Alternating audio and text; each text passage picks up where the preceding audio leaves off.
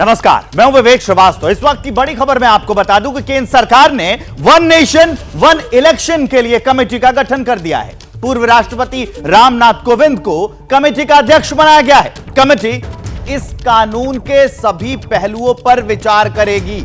यह बड़ी खबर, बड़ी अपडेट हम आपको बता रहे हैं। वन नेशन वन इलेक्शन के लिए कमेटी का गठन कर दिया गया है।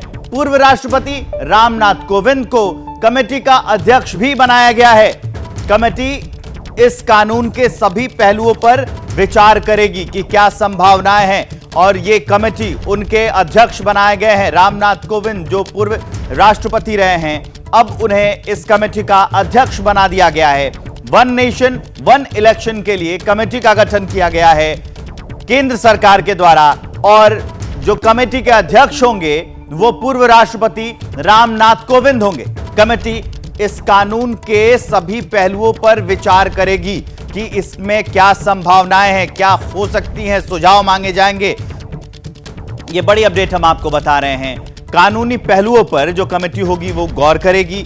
हुआ यह है कि केंद्र सरकार ने वन नेशन वन इलेक्शन के लिए कमेटी का गठन कर दिया गया है, और पूर्व राष्ट्रपति रामनाथ कोविंद को कमेटी का अध्यक्ष बनाया गया है।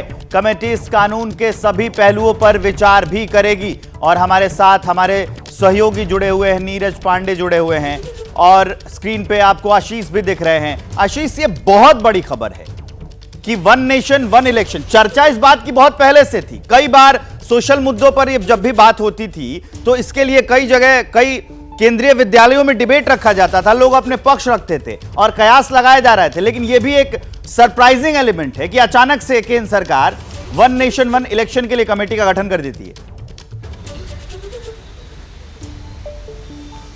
जी हाँ, बिल्कुल। और देखिए, जो काम, जो जिम्मा दिया गया है वो एक समय पर highest custodian of the Indian constitution former president को इसका अध्यक्ष बनाया गया है, और ये मैंडेट किया गया है, जैसी जानकारी नीरज ने दी है उसके मुताबिक, कि रामनाथ कोविंद साहब सभी स्टेक होल्डर्स से बात करेंगे और उसके बाद ये कमेटी किसी निष्कर्ष पे पहुंचेगी। तो एक स्मार्ट मूव इस दिशा में सरकार की तरफ से कदम उठाया गया है। लेकिन ऑपोजिशन की अगर मैं बात करूं तो आप देखिए, मल्लिकार्जुन खड़गे कांग्रेस के अध्यक्ष ने कल ही जब उनसे ये सवाल पूछा गया था इंडिया अलायंस की बैठक के दौरान मुंबई में, यहाँ जहाँ बैठक चल रही है उसके लॉबी में होटल के, तो उन्होंने कहा था लाने दीजिए उनको, हमारी लड़ाई जारी रहेगी। यानी एक तरह से उन्होंने अपना रुख स्पष्ट कर दिया था कि कांग्रेस इसको ईजिली एक्सेप्ट नहीं करने वाली है।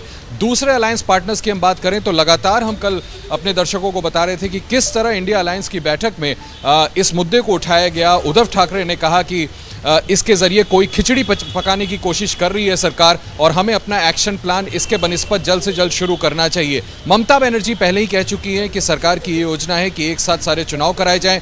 कल दिल्ली के मुख्यमंत्री अरविंद केजरीवाल ने बिल्कुल स्पष्ट तौर पर कहा था कि उन्हें भी ऐसा लगता है कि विधानसभा चुनाव और लोकसभा चुनाव एक साथ कराने की मंशा। और उसके बाद इतनी बड़ी खबर जो मेरे सहयोगी नीरज ने ब्रेक करी है कि एक कमेटी का गठन कर दिया गया है, निश्चित तौर पर आप सही कह रही हैं, बड़ा सरप्राइजिंग है और इतना आसान नहीं है। इसके अपने संवैधानिक प्रक्रिया है, कई राज्यों से प्रस्ताव पारित करना पड़ेगा, जो सेक्शंस हैं कॉन्स्टिट्यूशंस के उनको बदलना पड़ेगा। तो ये इतना आसान काम नहीं है, सभी लोगों को, स्टेक होल्डर्स को इन्वॉल्व करना पड़ेगा। और मुझे लगता है इसी वजह से अब से कुछ दिन पहले मोहन भागवत साहब राष्ट्रपति से मिलकर आए थे। अब उन डॉट्स को हम कनेक्ट कर सकते हैं कि आखिर क्या बात थी। और मैं फिर अपनी पहली बात दोहराना चाहूँगा कि अगर सरकार ने ये कदम अब उठा ही लिया है तो कम से कम ये काम सबसे बड़े पद पर जो रहा है व्यक्ति, जिसको संविधान के संरक्षण की सबसे बड़ा अधिकार था, उस व्यक्ति को ये काम दिया गया, और रामनाथ कोविंद उस कमेटी को हेड करेंगे। उस कमेटी को हेड करेंगे।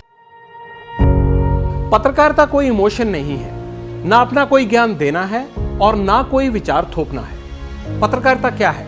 पत्रकारिता का मतलब है सही जानकारी इकट्ठा करना और तथ्य बताना।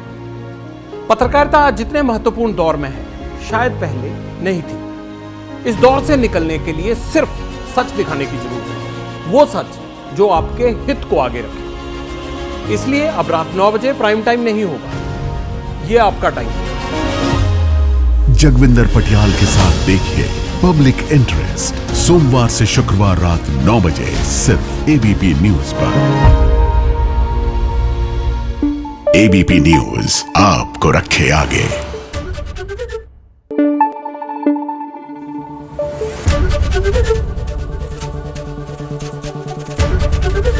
एबीपी न्यूज आपको रखे आगे।